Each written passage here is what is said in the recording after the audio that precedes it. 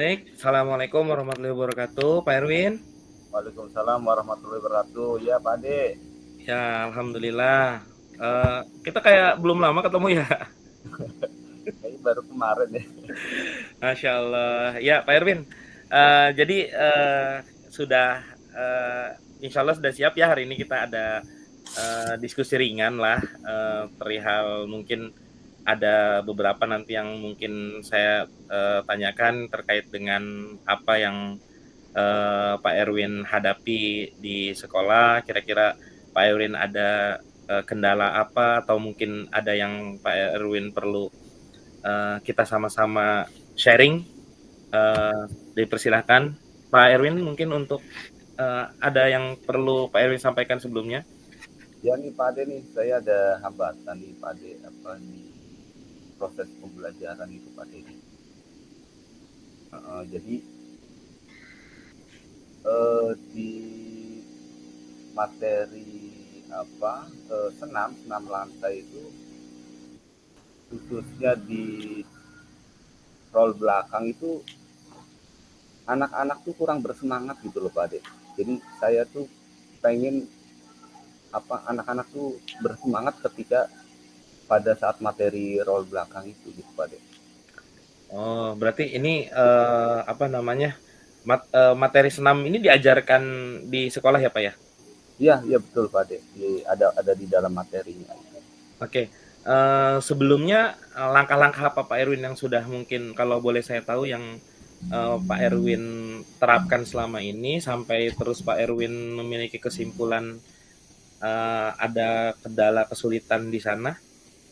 Jadi kalau langkah-langkahnya ya kayak proses pembelajaran biasa aja sih Pak De. Jadi di dalam proses pembelajaran seperti sama kayak misalnya pemanasan, kemudian saya menjelaskan tentang materi senam lantai itu, roll belakang, kemudian bagaimana cara melakukannya, terus mempraktekkan juga, mencontohkan juga, anak-anak menyimak.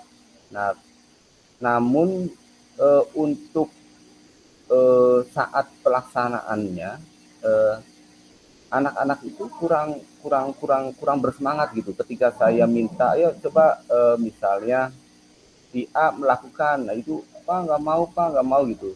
Nah itu dia itu loh Pak De. Jadi saya pengen tuh eh, anak-anak bersemangat ketika saat materi roll belakang itu gitu Pak De.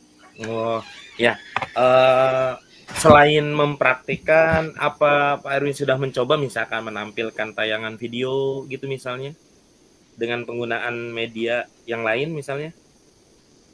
Oh kalau media memang ini Pak De belum sih ya belum, jadi saya hanya baru eh, apa menjelaskan, kemudian paling hanya ada beberapa gambar, gambar itu tahapan gerakannya bagaimana, kemudian mencontohkan. Kalau untuk video memang saya belum, jadi eh, anak-anak masih belum bersemangat lah untuk melakukan itu. Ada rasa misalnya takut, kemudian nggak mau mencoba gitu. Saya pengen tuh anak-anak tuh mau melakukan gerakan itu dari proses tahapan awal, kemudian pelaksanaan yaitu memutar itu ke belakang, kemudian tahapan akhir itu Pak Ade. Ya, memang agak tricky juga sih ya kalau materi senam lantai ini selain sarana prasarana, terkadang juga memang eh, yang mungkin dilihatnya agak sedikit sulit juga gitu karena terkait dengan kemampuan tubuh dalam bergerak. Saya paham sih bisa melihat itu mungkin bukan hanya Pak Erwin saja gitu. Mungkin hal yang seperti ini pun dialami oleh semua guru olahraga terkait dengan materi senam lantai ini. Namun untuk di kelas Pak Erwin sendiri gitu dari yang Pak Erwin lihat tadi kan saya agak ini juga ya dengan bahasa yang mungkin kurang tertarik melakukan gitu bahkan ada yang mungkin ketakutan dari presentasi di kelas untuk siswa yang berani melakukan dan yang masih belum berani itu kira-kira bagaimana Pak Erwin melihatnya? Jadi kalau saya melihat kalau berdasarkan persentase itu ya 50-50 lah Pak. Jadi 50 itu berani melakukan, 50%-nya lagi itu tidak berani melakukan, jadi tidak berani mencoba. Nah, jadi dalam 50% aja yang berani mencoba ada yang berhasil itu sekitar 20, yang sekitar 20%-nya belum berhasil. Artinya belum berhasil itu baru mencoba, kemudian tidak terjadinya perputaran ya, ada putaran ke belakang itu. Nah, kalau dari yang saya amati sih Pak Ade, jadi mungkin ada ketakutan itu, karena ketakutan mungkin nggak bisa mutar atau bagaimana, itu mungkin kalau dari pengamatan saya sih sepertinya itu gitu, karena nggak berani mutar itu. Oke, berarti problemnya sebenarnya sudah Pak Erwin sendiri sudah tahu ya bahwa kesulitan sebenarnya melakukan gerakannya dari siswa melakukan putaran tersebut. Nah, coba gini, saya coba kalau boleh tahu, Pak Erwin ketika mengajarkan senam lantai ini kan tentu menggunakan media matras ya.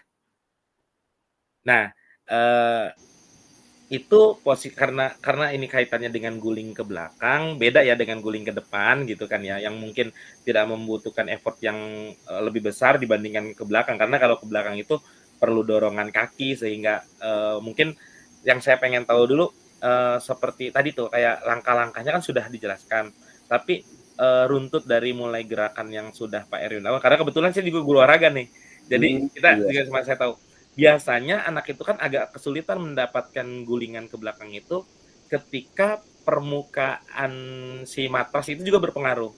Jadi mungkin sudah pernah dicoba belum Pak Erwin dengan membuat sudut gitu? Jadi posisi matrasnya agak diturunkan atau bagaimana sehingga anak lebih mudah melakukan gulingan ke belakangnya. Jadi iya Pak Ade, jadi memang terbayang juga sih tadi, karena posisinya datar mungkin ya, jadi kan kesulitannya itu yang tadi berdasarkan pengamatan itu tadi, beberapa pertanyaan Pak Ade akhirnya muncul bahwa hambatannya kenapa, karena nggak bisa memutar, karena mungkin ya itu ya yang tadi posisi matrasnya itu sejajar gitu. Jadi mungkin selanjutnya itu mungkin saya akan membuat bahwa beda ketinggian gitu Pak De ya. Ya. Jadi posisi matras berbentuk tidak seperti berbentuknya diagonal ya, Ya. bukan horizontal gitu. Jadi nanti ada beda ketinggian agar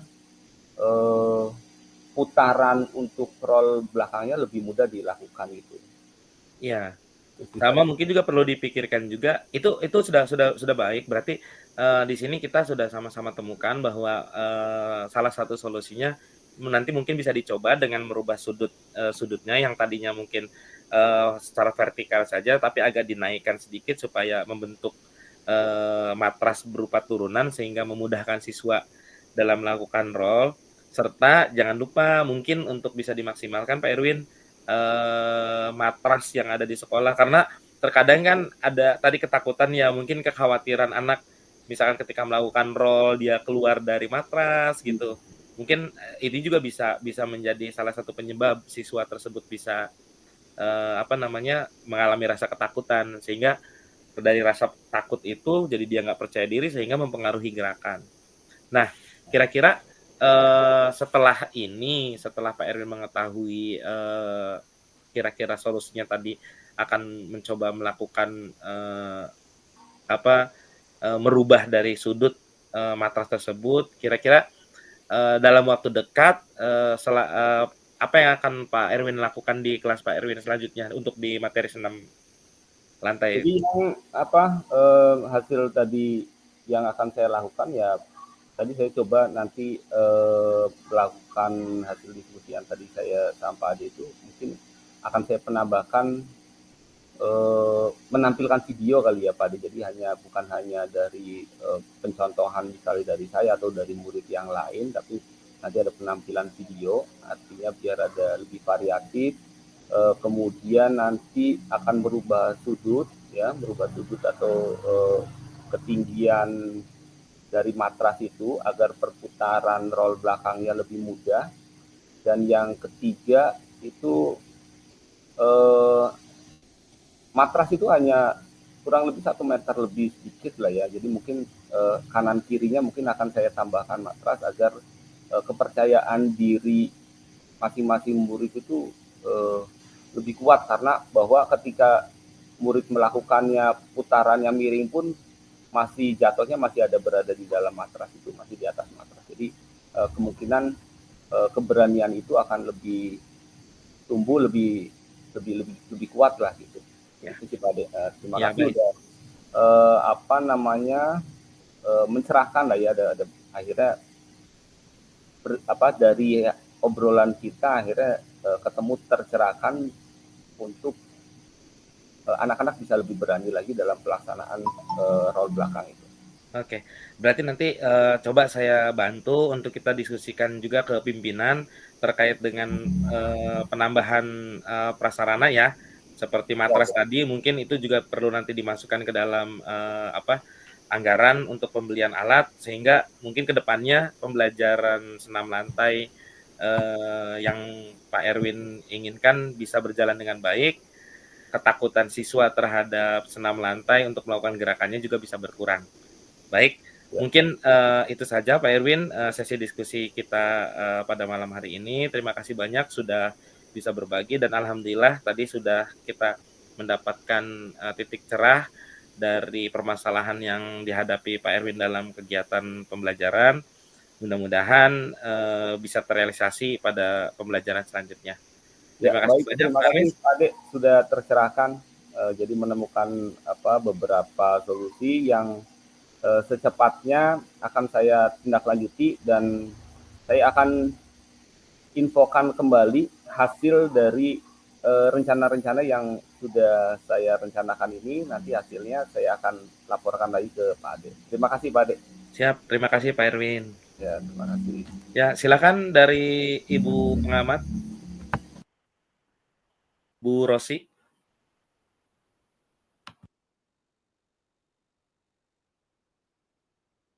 Iya, yang kedua juga ini untuk coaching yang kedua juga sudah flow-nya sudah lancar ya Pak. Jadi dari awal tadi sampai ke menemukan masalah dan menemukan solusi. Tadi juga coach-nya sudah mendorong. Gak tahu deh, saya sih nggak ngerti juga kalau apakah maksudnya memang benar-benar tidak boleh memberikan ide gitu kan. Tadi kan memang kan Pak Ade memberikan ide mungkin karena maksudnya terpancing memberikan ide karena kan kapasitasnya juga sebagai guru olahraga gitu. Dan maksudnya saya kurang paham juga apakah maksudnya seperti tadi Bu Fitri kan bilang nggak boleh nih sama sekali coach memberikan ide atau bagaimana gitu, apakah boleh maksudnya sebagai pemantik gitu. Tapi kan akhirnya Pak Erwin juga menemukan sendiri, oh iya akan saya bisa coba juga mungkin seperti itu gitu. Mungkin karena ini pas momennya tuh gara-garanya sama-sama guru olahraga gitu kan. Paling itu sih, cuman kan ya biar bagaimanapun kalau memang kita kapasitas guru olahraga pasti bisa memberikan dukungan juga dalam hal solusi.